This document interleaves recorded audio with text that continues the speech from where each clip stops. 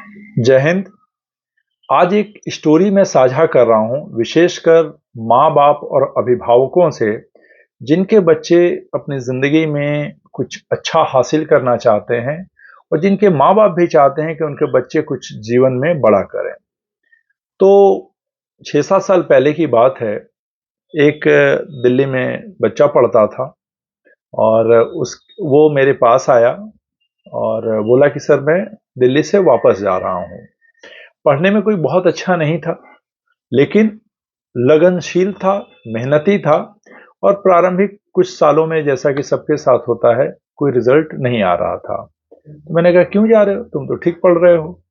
तो उसने कहा कि सर पापा कह रहे हैं कि अब हम तुमको नहीं पढ़ा सकते, तुम वापस आ जाओ। तो और उसके पिताजी जो थे वो शिक्षक थे मध्य प्रदेश में, अभी भी हैं। तो मैंने कहा क्यों वापस बुलाना चाहते हैं। वो तो कह रहा था कि बोल रहे हैं कि हमारी एक जॉइंट फैमिली है और जॉइंट फैमिली में और भी बहुत सारे खर्चे हैं, तो तुम पर इतना पैसा खर्च करना मैं अफोर्ड नहीं कर पा रहा हूँ और इसलिए तुम वापस आ जाओ। और मुझे लग रहा था कि लड़का अगर पढ़ता रहा, ठीक है पढ़ने में शुरुआती दिनों में ये कमजोर है, लेकिन ये कुछ कर सकता है। तो मैंने कहा कि अपने पिताजी से मेरी बात करा दो। उस बच्चे ने फोन लगा के अपने पिताजी से बात कराया और मैंने कहा कि मास्टर साहब इसको क्यों बुला रहे हैं आप। तो उन्होंने वही स्टोरी सुनाई कि हमारी जॉइंट फैमिली है, बहुत बड़ी फैमिली है, बहुत ज़्यादा खर्चा है, मैं इतना ज़्यादा अफोर्ड नहीं कर सकता। तो मैंने कहा कि एक बार आप दिल्ली आइए, ऐसे आपसे मुलाकात भी हो जाएगी। और उनको मैंने थोड़ा सा नम्रता से बात की और मैंने कहा कि मैं आपसे मिलना चाहता हूँ, तो एक बार आप दिल्ली आइए। और वो दिल्ली आए। दिल्ली आए तो मेरे घर आए अपने बच्चे के साथ और मैंने कहा कि मास्टर साहब एक बात बताइए कि आपके क्या फैमिली का क्या स्ट्रक्चर है। तो उन्हें बताया कि वो 3 भाई हैं, वो सबसे बड़े हैं, पूरे घर की जिम्मेवारी उन्हीं के ऊपर है और फिर उनके बच्चे हैं, फिर तमाम बहुत बड़ी फैमिली है और उसकी वजह से मैं इसके लिए इतना पैसा नहीं निकाल पा रहा हूँ। तो हमने कहा कि मास्टर साहब आपकी टोटल ज़मीन कितनी है। तो मैं थोड़ा कंफ्यूज कर रहा हूँ, शायद उन्होंने 40 बीघा कहा था। वैसे मध्य प्रदेश या ईस्टर्न यूपी और बिहार की ज़मीन महंगे नहीं होते हैं, तो उन्होंने कहा 40 बीघा है। तो मैंने कहा कि आपकी अगर 3 भाइयों में डिवाइड हो तो ये आपको कितना पड़ेगा। तो उन्होंने बताया कि लगभग हमें पड़ेगा करीब 12-13 बीघा। तो हमने कहा कि आपके कितने बेटे हैं। दुर्भाग्य से अभी भी ग्रामीण क्षेत्रों में बेटियों को देने की परंपरा नहीं आई है और इस विषय पे चर्चा करके और आप उनको और नाराज नहीं कर सकते। तो उन्होंने कहा कि इसका पड़ेगा करीब, मान लीजिए मेरे 12-13 बीघा पड़ेंगे तो इसके भी 4-4 बीघे करीब पड़ेंगे। तो मैंने कहा क्या ऐसा संभव है कि आप इसका 1 या 2 बीघा बेच दें, इसके पार्ट का, और वो पैसा इसको दे दें और ये लिखित कर लें कि भाई आप अपने भाइयों को भी बता दें और आप अपने बेटों को भी बता दें कि ये जो मैं 1.5 या 2 बीघा बेच रहा हूं वो इसके हिस्से का बेच रहा हूं और आगे जब भी बंटवारा होगा तो इसका ये जो भी 1.5 या 2 या जितने भी बीघे बेच रहे हैं वो इसको हिस्सा नहीं मिलेगा। क्या ऐसा कुछ संभव है?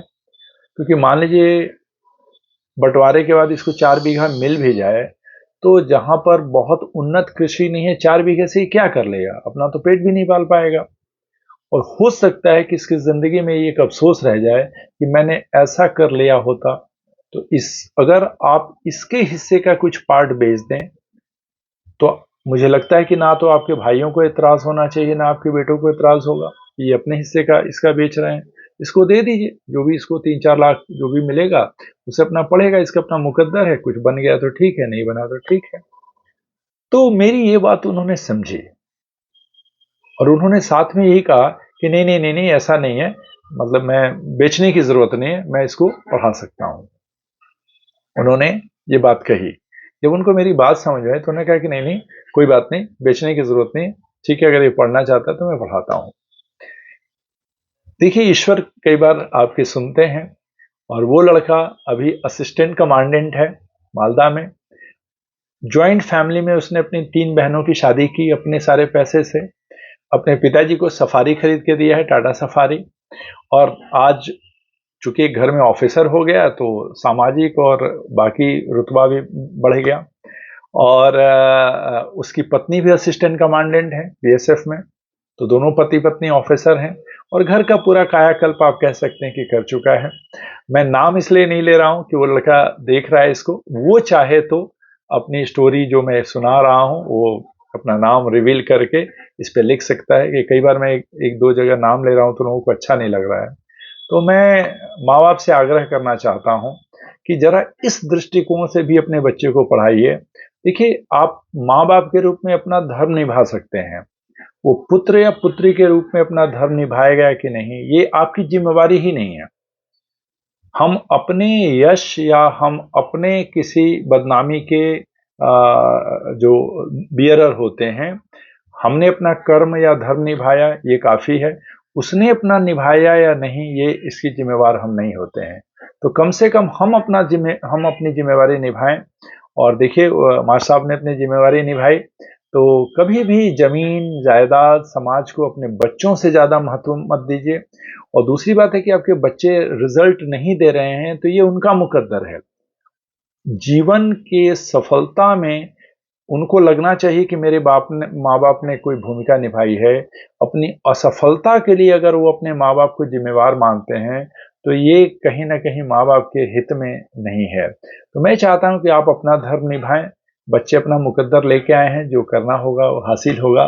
लेकिन जो मैंने मास्टर साहब से कहा वो जानबूझकर आपसे कर रहा हूँ, क्योंकि हर व्यक्ति मिल नहीं पाता है और ये बात उन तक पहुँचे कि क्या इस दृष्टिकोण से भी हम चीज़ों को देख सकते हैं। तो ये मेरी एक छोटी सी स्टोरी थी जो मैं चाह रहा था कि आप सबसे साझा करूं। तो जब भी मेरे पास कोई माँ बाप आते हैं तो मैं स्टोरी ये सुनाता हूं। अब सोशल मीडिया के युग में मैं आपके साथ भी साझा कर रहा हूं। धन्यवाद।